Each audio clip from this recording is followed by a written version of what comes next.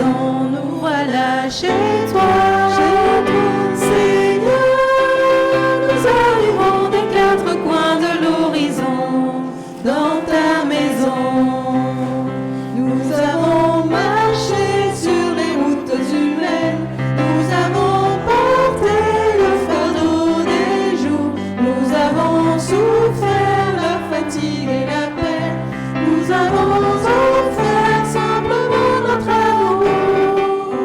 Seigneur, nous arrivons des quatre coins de l'horizon, nous voilà chez toi.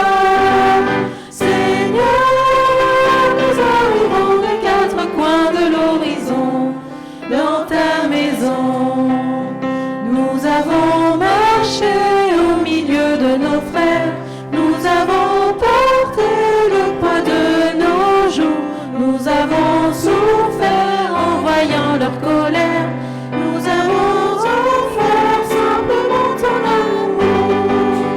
Seigneur, nous arrivons des quatre coins de l'horizon, nous voilà chez toi.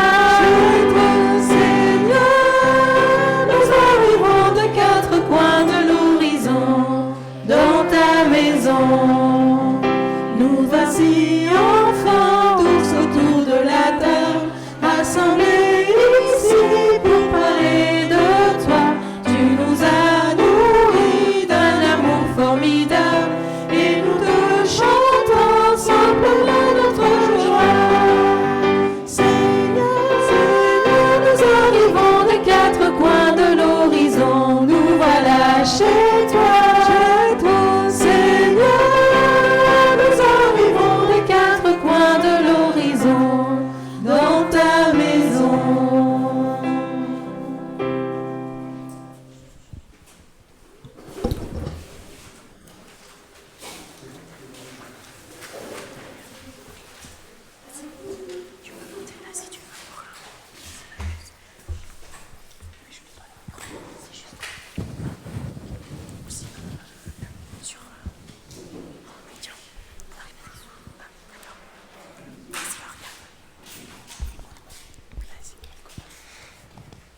Gloire à Dieu, le Père qui a promis et réalisé la bonne nouvelle.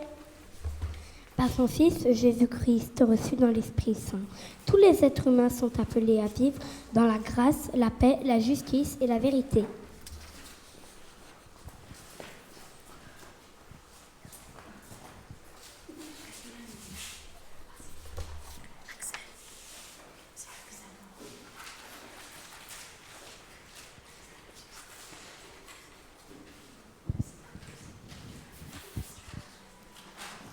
Ressuscité. Il est vraiment ressuscité. Christ est ressuscité. Il est vraiment ressuscité. Christ est ressuscité. Il est vraiment ressuscité.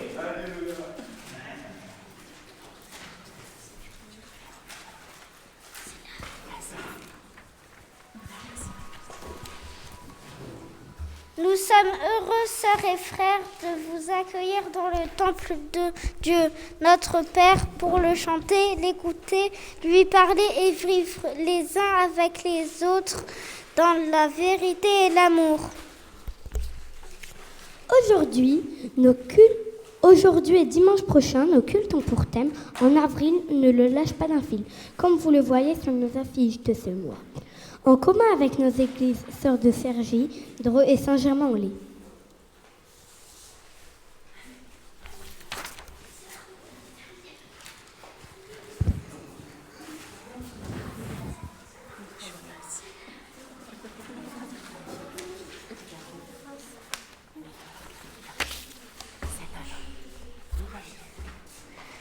Que la communion avec ces églises nous encourage à découvrir toujours plus Dieu notre Père. Amen. Amen.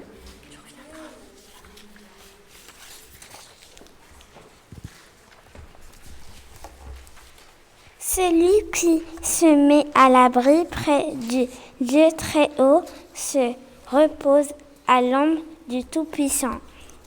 Il dit au Seigneur, tu es mon abri, tu me protèges avec puissance. Tu es mon Dieu, j'ai confiance en toi. Oui, c'est Dieu qui te délivre des pièges du chasseur. Il te guérit de la peste qui tue. Il te couvre de ses ailes et tu te réfugies près de lui, comme un poulain sous les ailes de sa mère. Oui, sa fidélité te protège comme un bouclier. Alors tu n'auras peur de rien, ni des dangers de la nuit, ni des flèches lancées en plein jour. Ni de la peste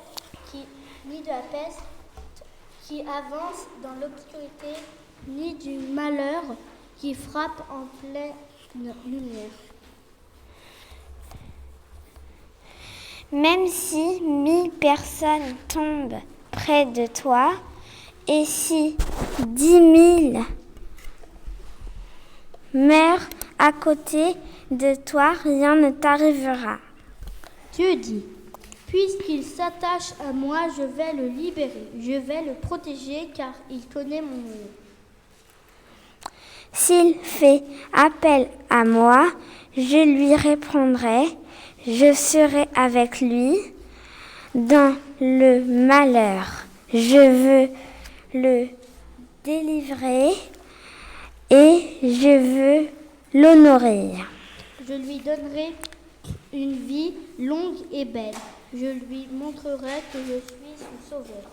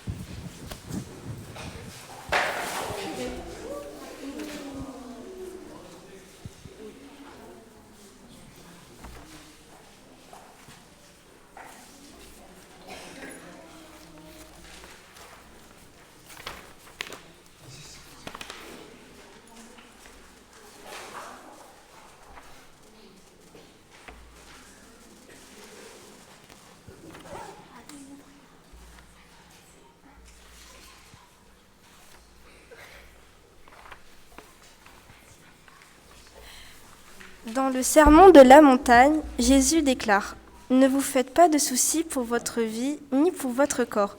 Ne vous demandez pas qu'est-ce que nous allons manger, avec quoi est-ce que nous allons nous habiller. Oui, votre vie est plus importante que la nourriture et votre corps plus important que les vêtements. Cherchez d'abord le royaume de Dieu et ce que Dieu demande.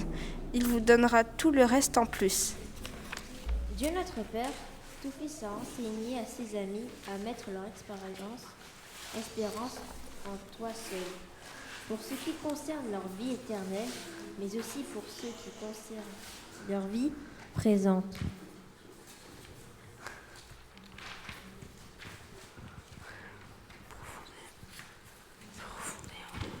Nous sommes les amis de ton Fils, Jésus-Christ, et pourtant nous avons du mal à te faire totalement confiance.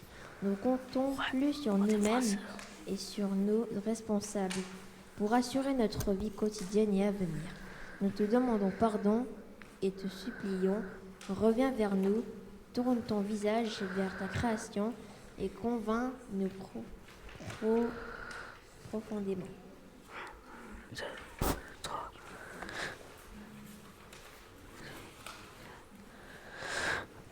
Christ est vraiment ressuscité. Dieu fait ce qu'il promet et il est juste.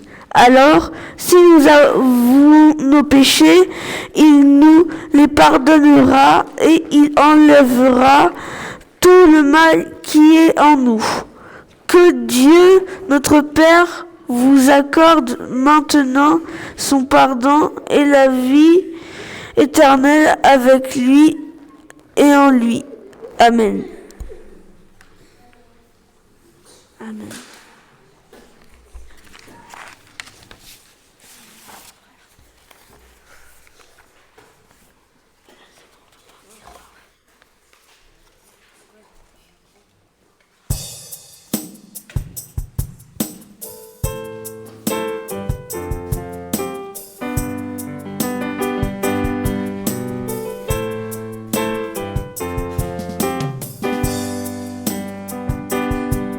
Tous les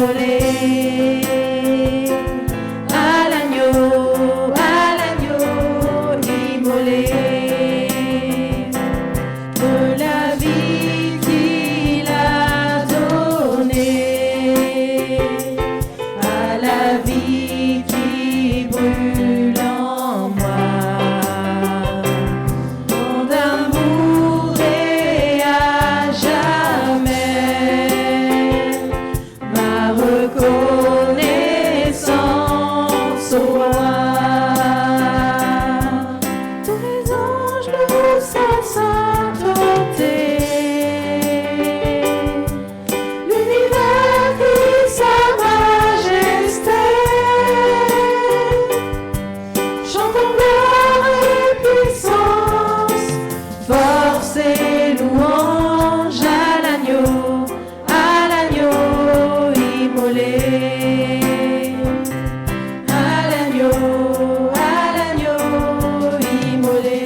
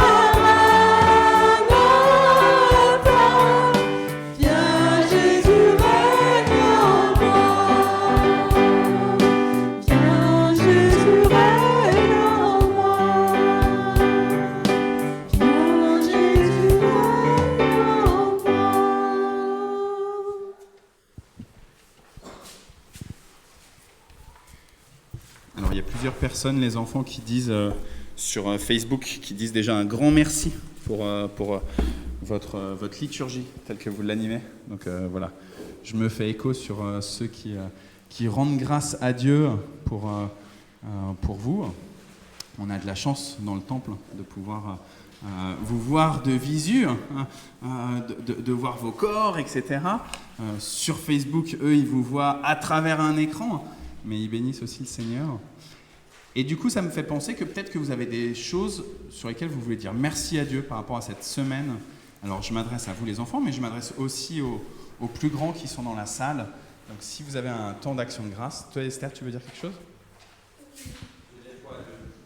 Dieu merci que hier on s'est vu avec le Zoom. Merci pour le Jésus Zoom alors. Oui. D'accord. Amen.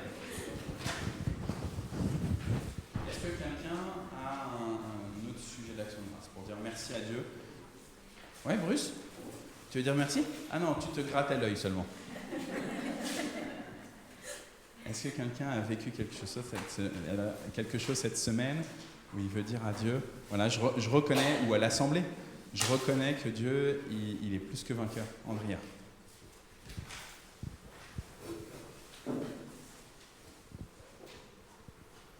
Oui, Alors. Ça marche. Effectivement, pour ma part, en fait, ça fait quelques mois déjà, il y a eu pas mal de questionnements par rapport à mon travail. Il y a eu pas mal de changements dans l'entreprise et du coup, j'arrive plus à me retrouver dans l'entreprise. Et en même temps, donc du coup, il y a une opportunité que le Seigneur m'a donnée. Il y a mon ancien chef qui m'a appelé pour me dire, il y a une proposition, est-ce que ça t'intéresse ? Et sur le coup, je ne sais pas quoi dire. Est-ce que c'est une nouvelle porte qui s'ouvre ? Ou voilà, et en fait, du coup, c'est un temps de réflexion, surtout de discernement. Après 5 ans, forcément, on a envie de rester dans l'entreprise, jouer la sécurité avec la famille, ou voilà, de tenter l'aventure.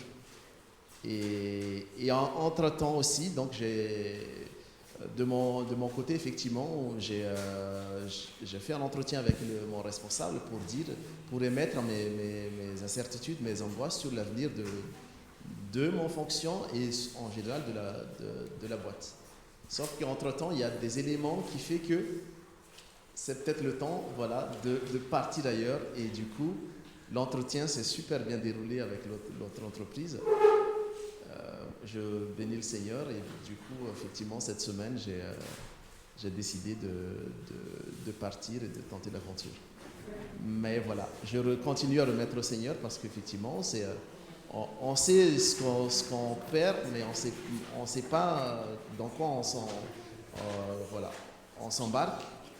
Ce qui me rassure, c'est qu'effectivement, j'ai beaucoup porté dans la prière ce sujet parce qu'effectivement, on engage toute la famille dans cette démarche. Et voilà. Et jusqu'à maintenant, en tout cas, tous les feux sont ouverts. Et je le remercie beaucoup. Voilà. Que le Seigneur, Andrea, te fortifie. On sait que les Hébreux, quand ils ont quitté l'Égypte, eh ben, ils savaient ce qu'ils quittaient. Ils ne savaient pas exactement. Ils avaient entendu parler d'un pays où coule le lait et le miel, et ils avaient plein d'espérance. Et en même temps, eh ben, il y a eu tout un temps qui a été compliqué pour eux d'assumer. Et donc, vraiment que le Seigneur te fortifie dans le fait d'assumer ce choix. Et on sait que le Seigneur, il ne va pas t'envoyer vers un lieu cataclysmique, mais au contraire, un lieu qui va être encore meilleur pour ta famille, pour toi, pour votre épanouissement à tous les quatre. Et pour notre épanouissement aussi, parce que du coup, quand tu es bien, quand tu vas bien, eh ben, tu bénis aussi notre communauté. Donc merci Andrea de ce partage. Est-ce que quelqu'un d'autre a une action de grâce ? Ouais, Françoise ?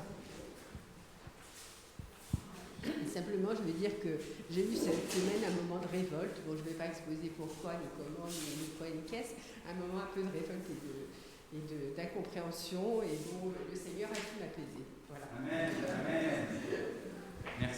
Merci Françoise de ce partage, vraiment. Le Seigneur apaise les cœurs et nous ouvre aussi quand on comprend pas toujours tout par rapport à la Bible, par rapport à la foi, par rapport à la vie, par rapport à tout plein de choses. Bon, je veux remercier le Seigneur pour à chaque instant et chaque moment, dans les moindres détails, on voit que le Seigneur est là. Parce que déjà dimanche dernier, il a protégé Lydie, là, qui a failli avoir une grosse hypoglycémie, et j'avais pas les piqûres spéciales, ça aurait été d'appeler les pompiers, etc. Donc il a protégé au moment même, à l'instant, qu'il y avait un banc à côté pour l'asseoir, et que j'avais vite le sucre et tout à côté de moi, et ça a été quand même. Donc merci Seigneur, parce que ça aurait été l'hôpital. Donc ça, c'est dimanche dernier. Dimanche dernier, après le culte, ouais, on parlait dehors, et vraiment le Seigneur est intervenu, parce que il y avait Cathy qui était là, elle me dit « Oh Lydie, je sais pas, elle s'est accrochée. » Il dit « Non, elle a une hypoglycémie. » Tout de suite assise, et j'ai forcé la compote, le sucre, un tube de lait Nestlé. J'ai dit « Bon, ça va, parce que j'avais pas la piqûre pour faire quand il y a une hypoglycémie. » Et cette semaine, j'ai encore protégé Lydie, parce qu'on a un grand placard assez haut, et au-dessus, j'avais 2 gros saladiers en terre, très lourds. Je me sers que rarement. Et ils ont dû glisser en avant. Lydie était devant, elle ouvre le tiroir pour prendre les couverts. Et d'un seul coup, ça a glissé. Elle a eu que le temps de se reculer à la seconde près aussi. Tout est tombé, elle a crié. Et on a dit merci Seigneur, elle était assommée là. Voilà. Il y avait Jésus. On était mal là, on était mal. Merci Seigneur, on l'a dit tout de suite. Amen, amen, amen. On voit juste, et je vais m'arrêter là, je sais que vous avez d'autres actions de grâce, mais je me permets de prendre la parole pour qu'on continue quand même la liturgie. On voit quand le Seigneur, il est là, l'ennemi, il essaye aussi d'attaquer. Et donc dimanche dernier, c'était le dimanche de Pâques, on a vécu une très belle journée. Moi, je remercie encore le Seigneur sur toutes les prestations qui ont pu être faites. Le matin, autour du feu à 7h du matin, et puis ensuite le grand culte qu'on a vécu, moi vraiment ça m'a fortifié. Sauf que voilà, exactement ce que tu nous dis Nicole, juste à la sortie, Lydie, boum, hypoglycémie, t'as failli tomber dans les pommes et t'écraser vraiment. Donc on bénit le Seigneur que tout de suite il a amené des anges à tes côtés. On a eu un deuxième couac dimanche dernier, je regarde vers Michael. On avait la chance d'avoir Dorothea et Hans-Jörg qui étaient avec nous à la louange, qui ont animé avec leurs instruments, comme ils le font à Noël. Là, ils ont bien voulu venir aussi à Pâques, et peut-être qu'ils vont venir un peu plus fréquemment pour nous accompagner dans la louange, donc on bénit le Seigneur. Et sauf qu'au moment où ils voulaient partir, Marie-Christine, elle l'a bien vu, au moment où ils ont voulu partir, leur voiture, elle ne voulait plus fonctionner, plus du tout. Normalement, vous savez, quand on tourne les clés, il y a la batterie qui se met en route, au moins ça. Là, ça ne voulait plus rien. Et ils étaient là avec la voiture en panne, en galère. Et donc, un peu de stress qui commence à monter. On se dit, c'est le repas de Pâques, on a envie d'être en famille, d'être posé, etc., etc. Ils étaient là, il y avait un peu de colère, un peu de stress, etc. Et Michael, qui est assez touche-à-tout, qui, au sens très positif du terme, qui vraiment est très autodidacte et avide de toujours aider et apprendre, il a aidé un petit peu Hans-Jörg pour s'occuper de la voiture, pour essayer de dépanner, pour trouver la panne, etc. Et puis il y a un moment où Michael a mis la main sur la porte, Hans-Jörg n'a pas vu, et Hans-Jörg il a claqué sa porte. La main de Michael, tout de suite, elle s'est mise à saigner. Et Michael, qui est informaticien, vous imaginez bien qu'avoir besoin de ses 2 mains en informatique, c'est une nécessité. Et je vous avoue que j'avais une petite appréhension ce matin. Je me suis dit, dans quel état va être la main de Michael? Et je vois qu'il n'y a pas de bandana tout autour, de bandage, etc. Donc je bénis le Seigneur, parce que évidemment, tu as eu mal. On ne va pas se leurrer. Mais le Seigneur a permis que, à l'aide de Yang-Mi, à l'aide de tous ceux qui ont pris soin de toi, Michael, et surtout à l'aide du Seigneur, maintenant c'est consolidé. Et puis la voiture, il y a eu un dépanneur qui est venu beaucoup plus rapidement que ce qu'on imaginait. Et en fait, c'était quelque chose de très, très simple. Michael était un peu déçu. On se dit, mais en fait, c'était juste ça à remonter. Du coup, chacun a pu repartir ensuite à des horaires plutôt raisonnables. Voilà, donc on bénit le Seigneur. Alors, je t'avoue que moi, je ne suis pas du tout mécanicien.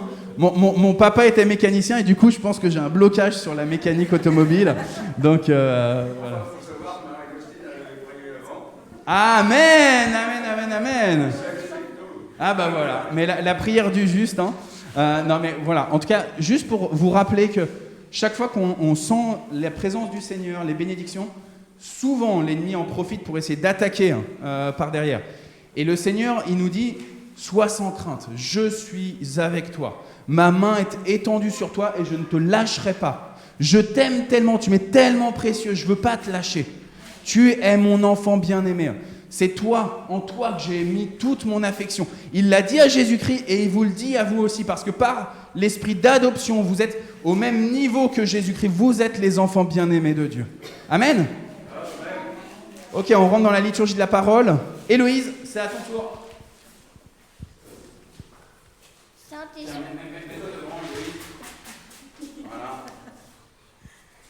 Saint-Esprit, nous te supplions de venir dans notre assemblée, dans le cœur de chacun d'entre nous, pour que nous puissions entendre et vivre de la parole de Dieu qu'est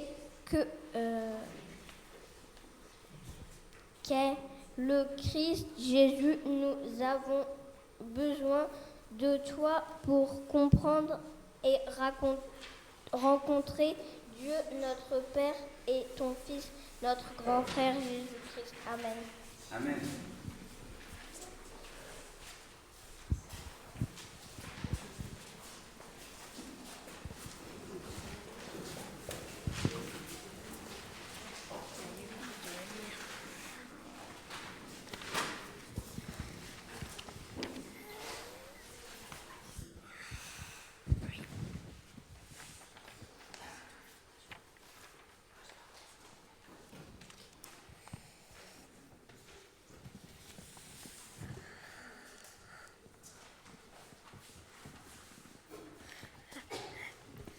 La femme se dit, les fruits de cet arbre sont beaux, il doit être bon.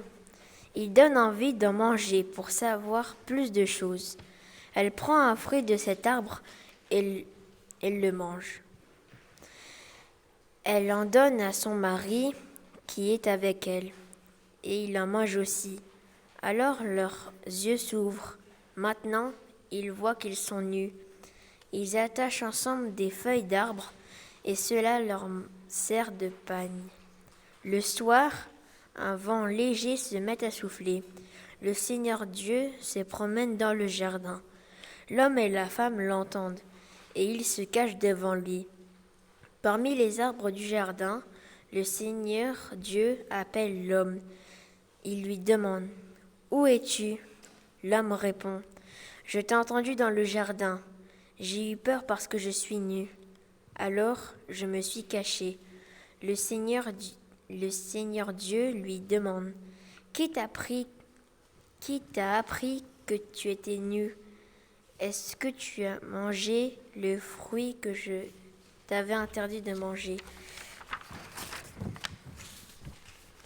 L'homme Adam donne à sa femme le nom d'Ève, c'est-à-dire la vivante.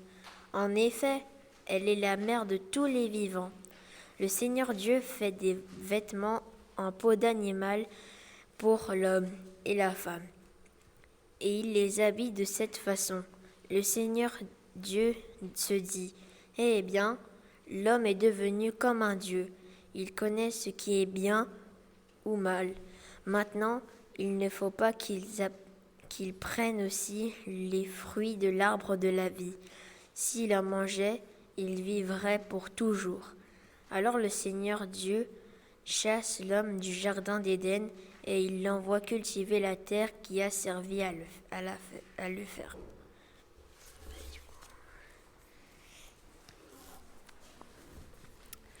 Marc, chapitre 14, versets 43 à 52.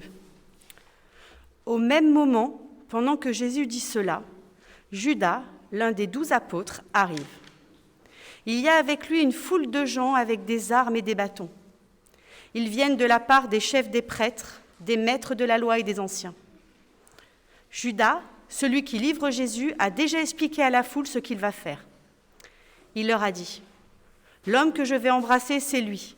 Arrêtez-le, emmenez-le et gardez-le bien. » En arrivant, Judas s'approche tout de suite de Jésus et il lui dit, « Maître », puis il l'embrasse.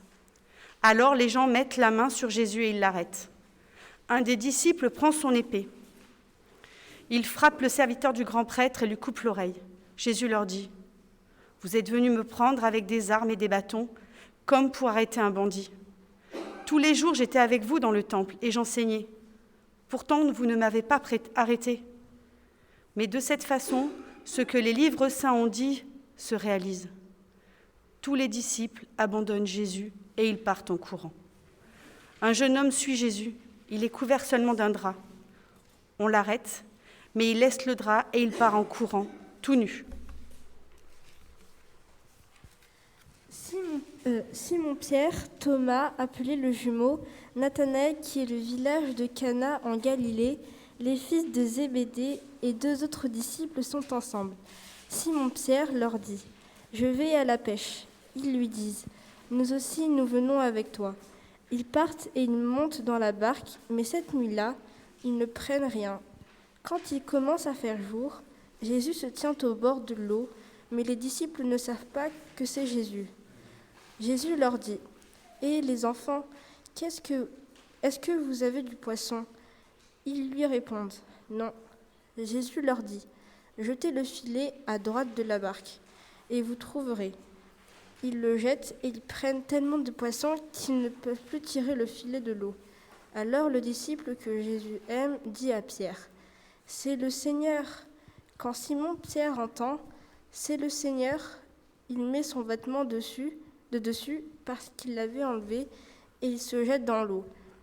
Les autres disciples reviennent avec la barque en tirant le filet plein de poissons. Ils ne sont pas très loin du bord, à 100 mètres environ.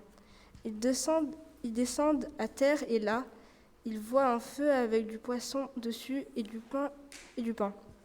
Jésus leur dit, « Apportez donc quelques poissons que vous venez de prendre. » Simon-Pierre monte dans la barque et il tire sur la terre le filet plein de 153 gros poissons.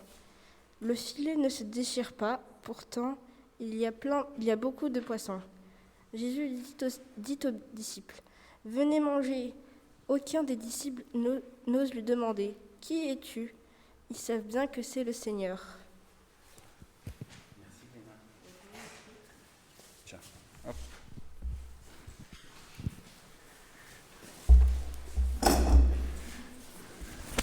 En avril, ne le lâche pas d'un fil. C'est le mot d'ordre pour ce mois d'avril. Et tout à l'heure, Naoum et Oriane nous l'ont présenté dans l'accueil. Andrea, il l'avait projeté. En avril, ne le lâche pas d'un fil. Je vous avoue que c'est un jeu de mots qui est rigolo. En avril, ne le lâche pas d'un fil. Le fait de faire référence d'un côté à en avril, ne te découvre pas d'un fil. Et puis, par ailleurs, de dire ne pas lâcher d'un fil quelqu'un, quoi. Rester accroché à lui, lui qui est le ressuscité. Lui qui, pendant de nombreux jours, va apparaître auprès des disciples. Ne pas lâcher, rester accroché à lui. C'est un jeu de mots qui est sympa, sauf que je vous avoue qu'en prédication, c'est pas simple. Qu'est-ce que je fais avec 2 proverbes français, comme ça ? En avril, ne te découvre pas d'un fil et ne pas lâcher le fil, tenir ferme sur quelqu'un. Alors du coup, ce que je vous propose, c'est pour ça que Naoum, tout à l'heure, dans le mot d'accueil, vous a dit que ce serait une prédication en 2 parties, un culte avec une thématique en 2 parties. Et je remercie déjà Germaine qui assurera la liturgie dimanche prochain pour la 2e partie. Aujourd'hui, on va plutôt s'accrocher sur « En avril, ne te découvre pas d'un fil », sur la question du vêtement. Et vous l'avez entendu dans les 3 lectures. Merci Mathis, merci Isabelle et merci Vaina pour les lectures. On remet aussi notre petite sœur Kate qui devait assurer la 2e lecture. Merci Isabelle d'avoir pris la relève à la place de Kate au dernier moment. La question du vêtement dans la Bible, c'est une grande question. On parle souvent de vêtements dans la Bible. Il y a plein d'histoires et même des proverbes. Avec des histoires dans les proverbes où il ne faut pas mélanger des fils qui sont des tissus avec des fils différents, etc. Il y a plein de règles en ce qui concerne les vêtements, les habits. Je pense qu'il y a toute une étude à faire. Je renvoie vers Marie-Christine. Si l'année prochaine, tu veux nous faire des partages bibliques mensuels, non pas sur les fondements du christianisme avec C.S. Lewis, mais sur le vêtement dans la Bible, j'en sais rien. On verra l'inspiration que Dieu te donne. Et j'encourage les sœurs et les frères qui veulent approfondir les fondements du christianisme cet après-midi avec Marie-Christine. On aura le partage biblique à 14h ici au temple. C'est la continuité du culte, donc c'est comme ça qu'on se permet d'avoir une réunion de type cultuel supplémentaire.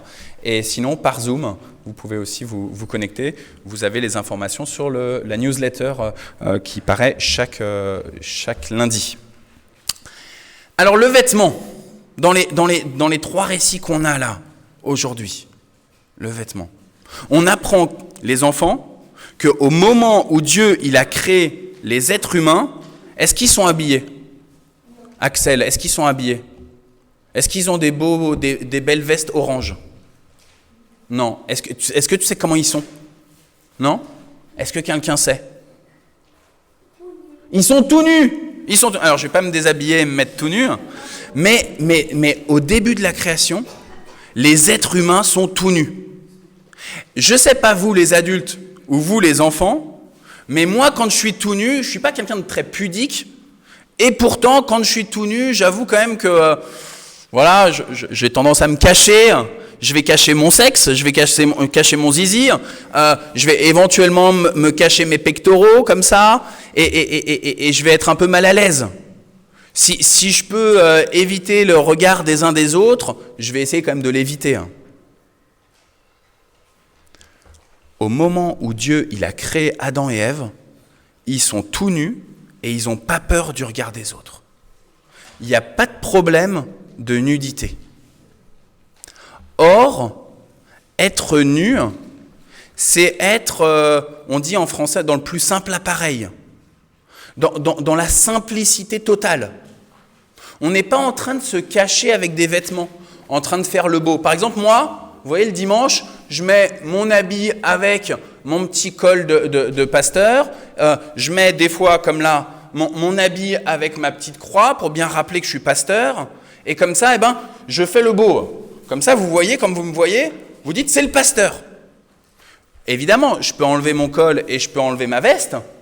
Et vous savez, parce que vous me connaissez, vous savez que je suis pasteur. Et que ce n'est pas le petit col ou la veste qui va faire que je suis pasteur. Mais moi, ça peut me rassurer sur votre regard à vous.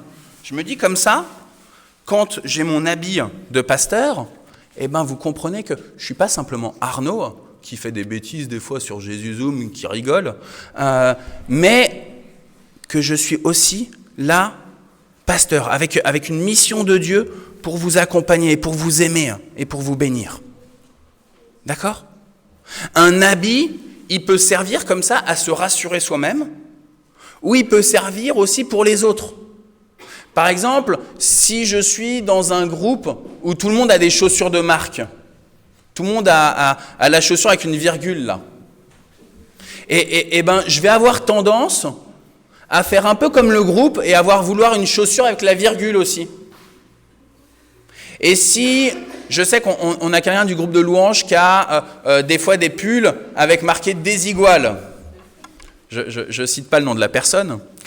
Et on a tendance comme ça à avoir des marques parce que ça nous plaît, parce qu'on fait partie d'un groupe plus large, des gens qu'on connaît ou des gens qu'on ne connaît pas. On se sent en proximité parce que c'est beau, parce qu'on est avec d'autres. Et parce que c'est des cultures particulières. Si je m'habille en Louis Vuitton, en Chanel, ou si je m'habille en vêtements de chez Lidl, je ne vais pas être dans les mêmes catégories de personnes, d'équipes, de groupes d'individus. D'accord? Pourquoi est-ce que le vêtement, il est arrivé? Comment ça se fait qu'il y a le vêtement qui est arrivé? Dans le texte, le premier livre de la Bible, dans le livre de la Genèse, on nous dit que c'est à cause du péché. Au début, les êtres humains sont nus et ils n'ont pas de problème. Et à partir du moment où ils vont manger le fruit qui était défendu par Dieu, le fruit qu'il ne fallait surtout pas manger, il y avait plein d'autres fruits. Mais les humains, ils ont voulu manger ce fruit-là. Il était tentant, il était beau. Ils ont pris ce fruit-là, ils l'ont mangé. À partir du moment où ils ont mangé ce fruit, ils ont eu l'impression que le regard des autres pouvait les rendre plus faibles et que le regard sur eux-mêmes pouvait les affaiblir. Ils ont eu honte d'eux-mêmes. Ils ont dit « Ah, j'ai des bourrelets ici. Ah, et puis j'ai des cheveux gris. Ah, et puis mes cheveux, ils partent en épis n'importe comment. Ah, et puis je remarque que mon doigt de pied, il fait un peu comme ça sur le côté.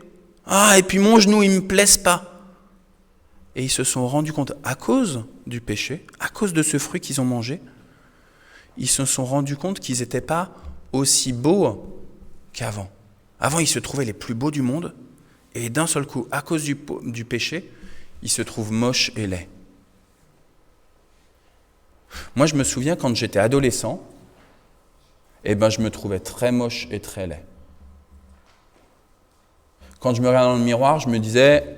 Franchement, Arnaud, faut que tu fasses de la musculation parce que t'es pas beau. Hein.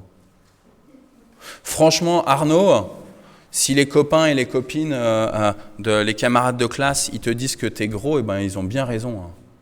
Parce que vraiment, là, t'es trop gros, quoi. Et puis, moi, j'étais adolescent, on essaye d'avoir des amoureuses, des amoureux, et moi, je me disais, est-ce qu'il y aura une fille qui va bien vouloir être mon amoureuse ? Parce que je ne suis pas très beau. Hein.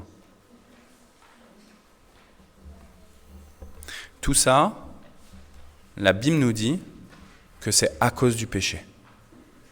C'est à cause du péché qu'on commence à douter du fait qu'on est des êtres beaux, des êtres merveilleux, que notre corps, il a été formé et qu'il est beau.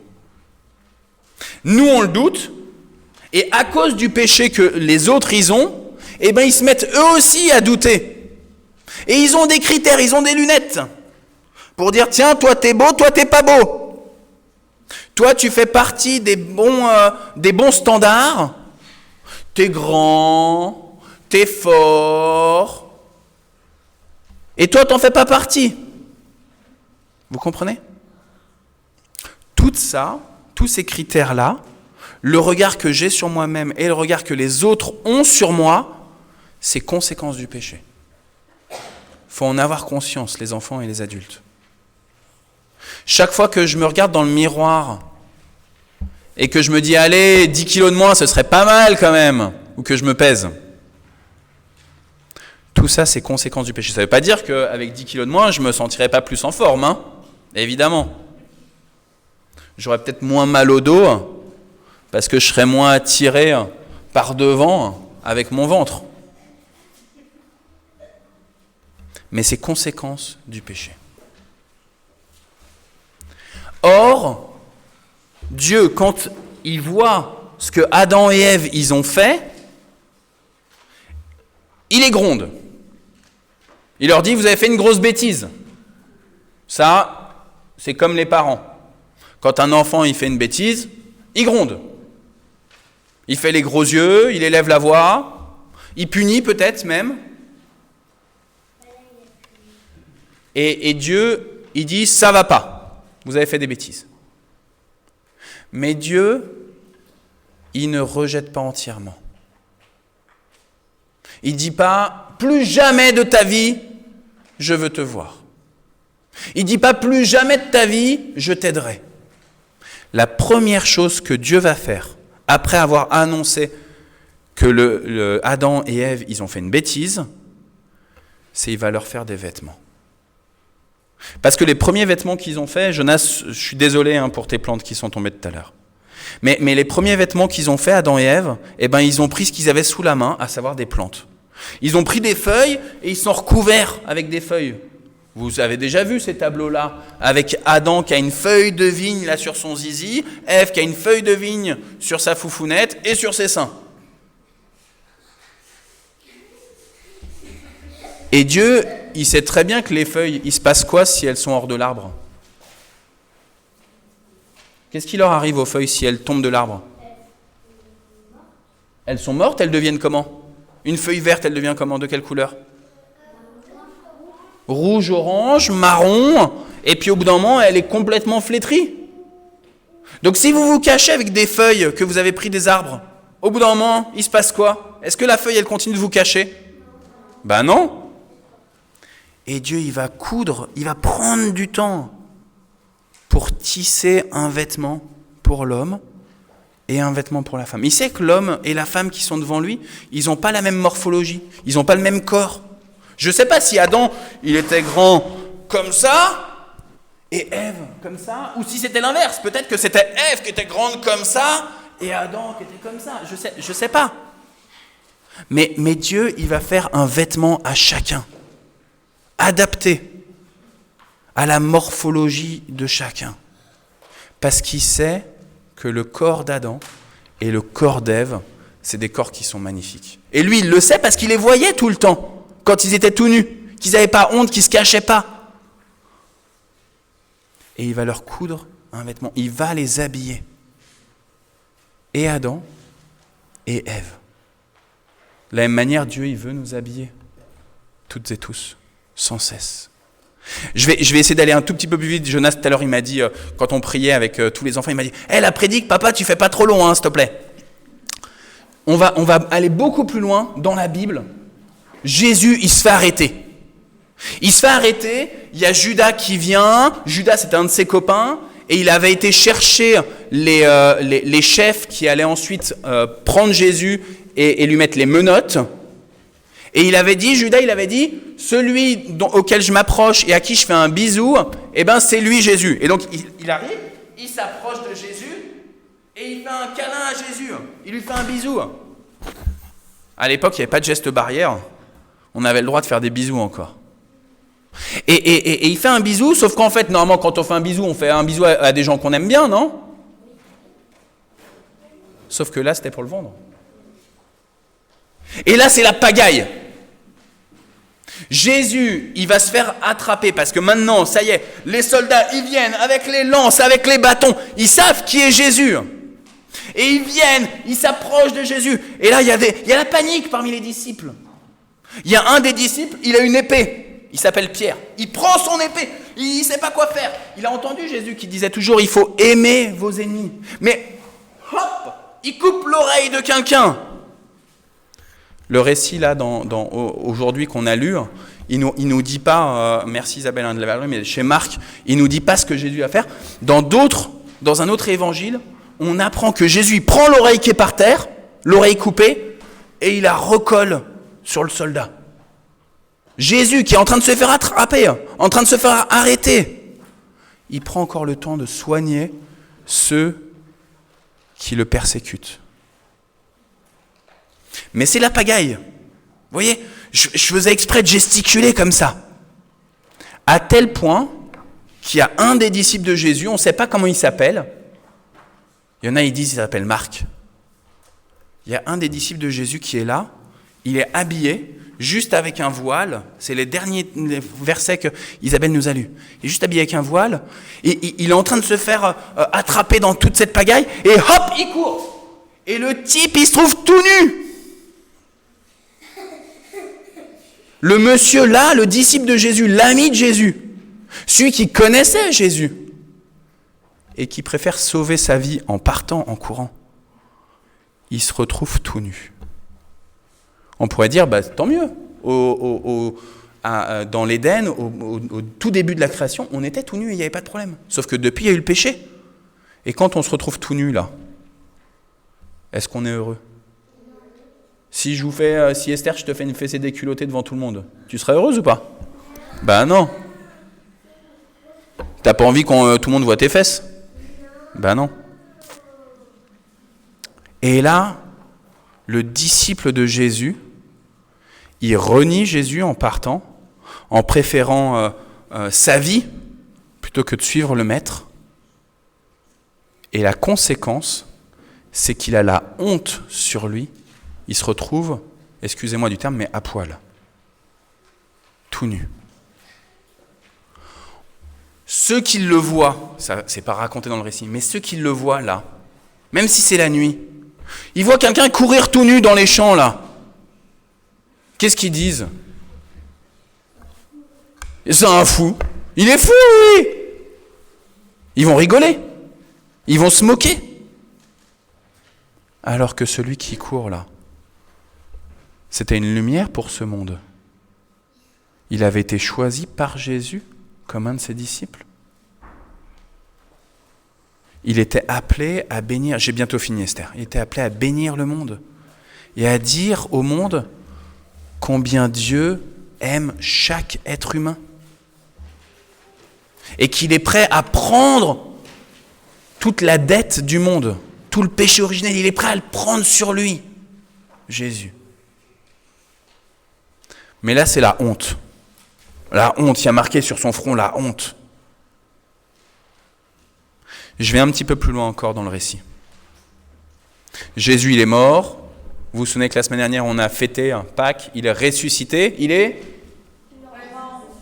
Amen. Merci Isabelle de suivre. Je vous le redis, il est ressuscité. Il est vraiment Amen, amen, amen. Et Jésus apparaît ici ou là aux disciples. Il est près du lac de Galilée. Au lac de Galilée, c'est un grand lac où il y a des gens qui pêchent. Ils pêchent des poissons. Parmi ces gens qui pêchent, il y a les 4 premiers disciples de Jésus. Comment ils s'appellent, vous vous souvenez ? Pierre, Jean, non. Comment il s'appelle le frère de Pierre ? André, et le frère de Jean, Jacques. Pierre, André, Jean et Jacques. Et ils sont là, ils sont en train de pêcher. Je ne sais pas vous les adultes, si vous avez déjà vu des marins, je regarde vers Alain, qui était longtemps sur des bateaux. Moi, j'ai jamais vu de marin tout nu sur le bateau. En général, ils ont un uniforme de marin. Et bien là, on apprend dans le texte que Pierre est tout nu dans le bateau, en train de pêcher. Pierre, c'est pas le disciple qui a couru tout nu quand Jésus il a été attrapé. Mais Pierre, il a fait autre chose, où il a nié connaître Jésus. Avant que le coq ne chante 2 fois, tu auras prétendu 3 fois ne pas me connaître, avait prédit Jésus, et ça s'est réalisé. On a demandé à Pierre à 3 reprises, tu es des amis de Jésus. Et à 3 reprises, Pierre, qui avait vécu 3 ans avec lui, 3 ans, il a dit non, je connais pas. Jésus, je connais pas. Non, je connais pas. Et il y a quelque chose là de la honte, de la nudité, de la vérité, de l'authenticité qui était marqué sur son corps, qui fait que dans le bateau, il pêche tout nu. Dans le bateau, il pêche tout nu. Et là-bas, au bord de l'eau, sur la plage, il y a Jésus qui apparaît. Et il interpelle ces pêcheurs. Il leur dit, vous avez pêché ? Vous avez réussi ? Non, on n'a pas réussi. Toute la nuit, on a essayé, on n'a pas réussi. Comme si quand on a la honte sur nous, on n'arrive plus à rien. On n'arrive plus à rien. On se décompose. On veut se présenter à un entretien à Andria et pouf, on n'y arrive plus. On perd nos moyens. On veut essayer d'aider, mais on fait des bêtises à chaque fois. On dit les mauvais mots, on fait les mauvais gestes. On se comporte mal, on perd tous nos moyens parce que la honte, elle est sur nous. Et la honte, c'est d'avoir renié Jésus, d'être parti en courant. J'ai presque fini, Naoum, je suis vraiment à la toute fin là. Jésus leur dit, pêchez de l'autre côté. Lorsqu'on réentend la voix du Maître, les enfants, lorsque vous vous mettez à réécouter la voix de Jésus, alors vous allez pouvoir pêcher beaucoup de poissons. Vous allez pouvoir faire des miracles lorsque vous vous mettez à réécouter la voix du Maître. Et alors la conséquence, puisqu'on parlait de vêtements, c'est que vous allez pouvoir reprendre la tunique que Dieu a lui-même créée. Béni soit Dieu, parce que je vois que vous êtes tous habillés, pas parce que vous avez honte de votre corps, mais parce que vous reconnaissez que la tunique que vous avez là, chacun, chacune, c'est Dieu qui l'a tissée pour vous. En fonction de qui vous êtes, de votre morphologie, en fonction de ce qu'il veut faire resplendir de vous dans ce monde, et d'abord ici, à Mantes-la-Jolie. Béni soit Dieu qui vous couvre maintenant de sa main. Béni soit Dieu qui veut prendre soin de vous et de la manière dont vous vous revêtez. Que celui qui a des oreilles pour entendre, entende la parole donnée à l'Église. Amen. Il est midi, mais on va quand même chanter.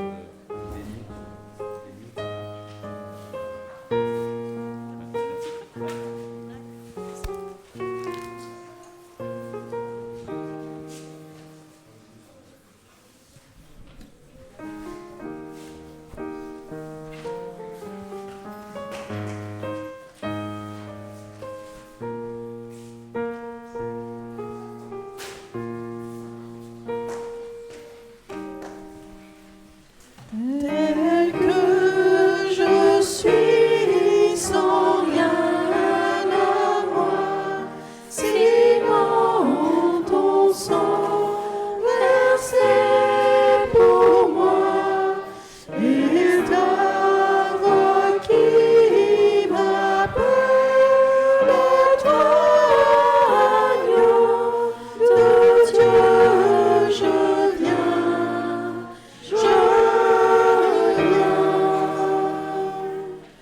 Tel que je suis bien vacillant, en proie au doute à chaque instant, luttant dehors, craintons dedans, agneau de Dieu, je viens.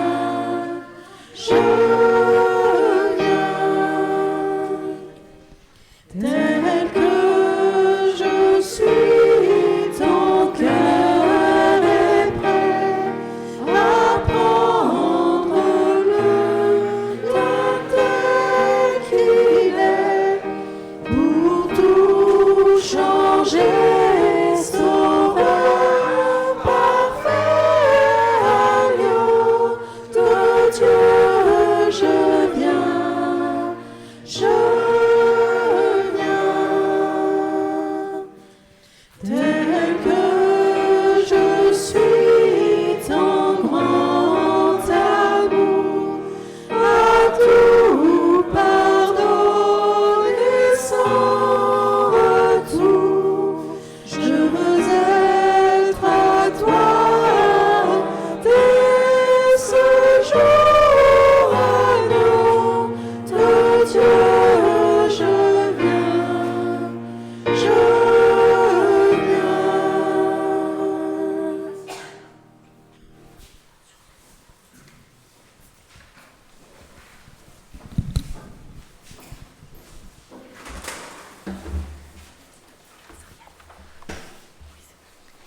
Croyez-vous en Dieu, le Père Tout-Puissant, Créateur du ciel et de la terre?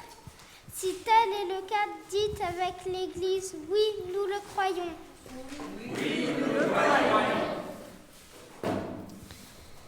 Croyez-vous en Jésus-Christ, son Fils unique, notre Seigneur, qui a été conçu du Saint-Esprit et qui est né de la Vierge Marie? Il a souffert sous Ponce Pilate, il a été enseveli, il est mort, il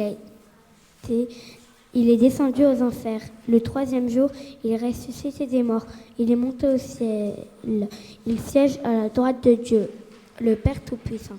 De là, il reviendra pour juger les vivants et les morts.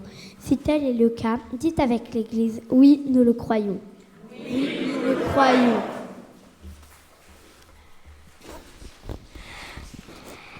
Croyez-vous au Saint-Esprit? Je crois la Sainte Église universelle, la communion des saints, la rémission des péchés, la résurrection de la chair et la vie éternelle. Si tel est le cas, dites avec l'Église, oui, nous le croyons. Oui, nous le croyons.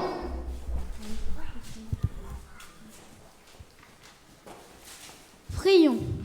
Jésus-Christ, notre frère, tu as fait de nous tes amis et tu nous as encouragés à prier ton Père, avec la conviction qu'il donnera à celui qui demandera, et qu'il ouvrira à celui qui frappe à sa porte.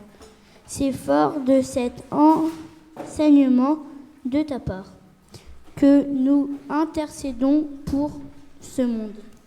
En ce début de vacances scolaires unifiées à tout notre pays, nous te remettons, Père, nos camarades de classe, ceux que nous aimons et ceux que nous apprécions moins. Nous te confions nos enseignants et tout le personnel scolaire. Toutes ces personnes qui, de face visible à nos yeux ou dans les administrations, permettent aux enfants, aux adolescents, aux lycéens et aux étudiants d'acquérir des enseignements solides. Nous te confions les autorités qui accompagnent nos vies, les plus proches autorités que sont nos parents, nos catéchètes et conseillers spirituels, nos animateurs associatifs. Nous te confions les autorités civiles, le maire et le conseil municipal de nos communes, les conseils départementaux et régionaux. Nous te confions le Parlement français et le gouvernement. Nous te confions ceux qui autour de nous ont peur, sont moqués, sont agressés. Nous te confions ceux qui ne trouvent pas les ressources matérielles et psychologiques pour se nourrir et vêtir, être à l'abri. Nous te confions ceux qui vivent des contextes de graves crises sanitaires, économiques et sociales. Nous te confions les chrétiens qui sont persécutés, voire emprisonnés. Seigneur, derrière tous ces sujets d'intercession, ce sont des individus. Tu les as créés, tu les vivifies jour après jour et tu désires prendre soin d'eux et répandre ton amour sur eux. Nous te les confions donc tous en élevant la voix vers toi et avec la conviction que tu couvres déjà tes ailes, toi que nous nommons. Alors, passe le livre à Sia. Notre Père.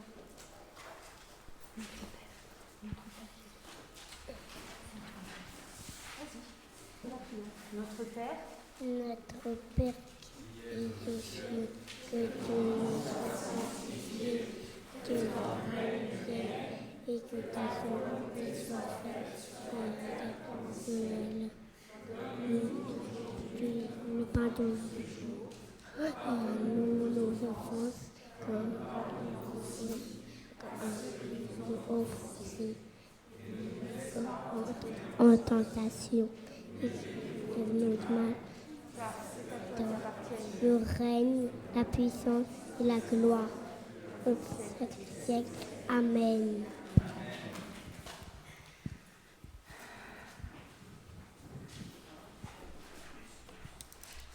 Maintenant, ça va être les offrandes.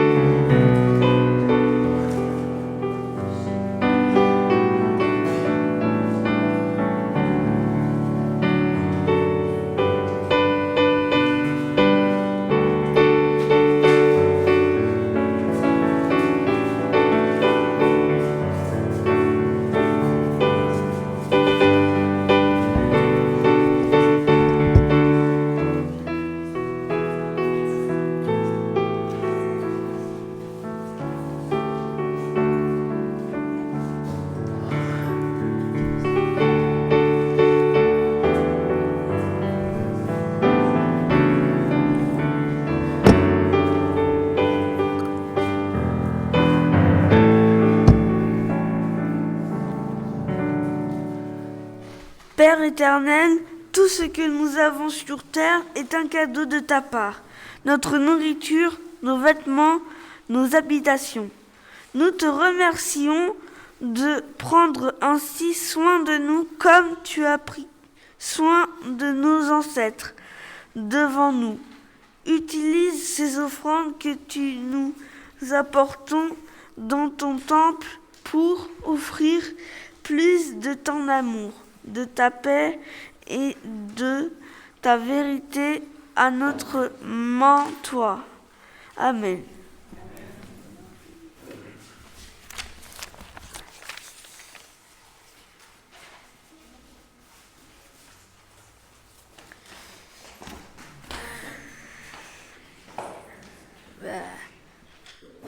Les annonces aujourd'hui. Pour aujourd'hui, on a partage public avec Marie-Christine à 14h au Temple et sur Zoom. Lundi, bureau du conseil presbytéral à 21h.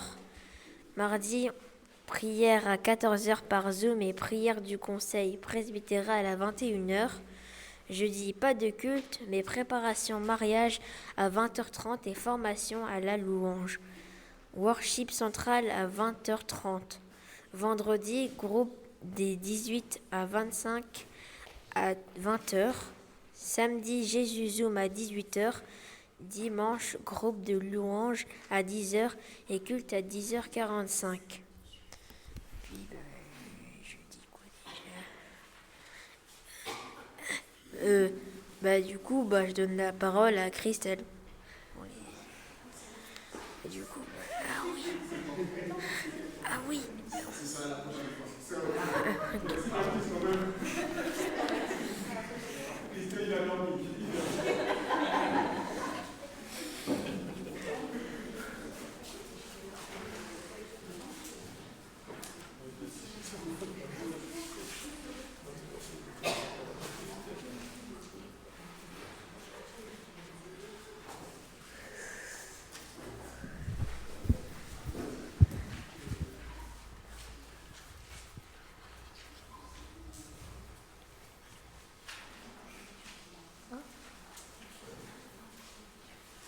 Maintenant, la bénédiction finale.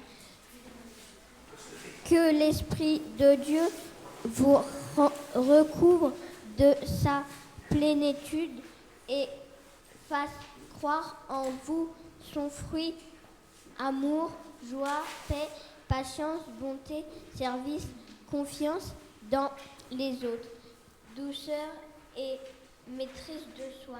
Il vous bénit, lui qui est le Père, le Fils et le Saint-Esprit, un seul Dieu pour les siècles des siècles. Amen. Amen.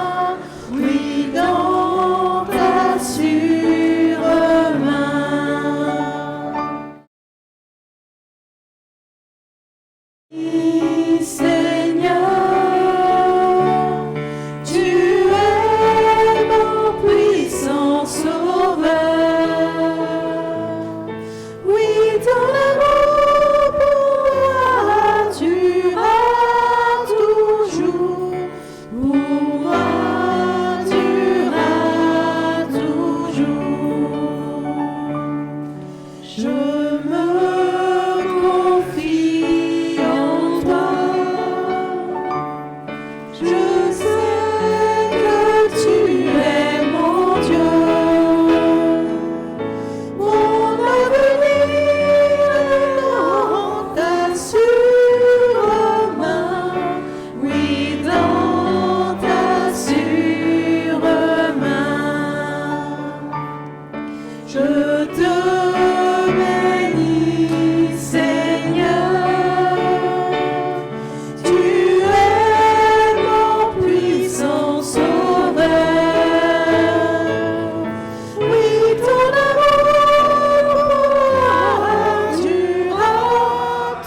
toujours, du roi durera toujours.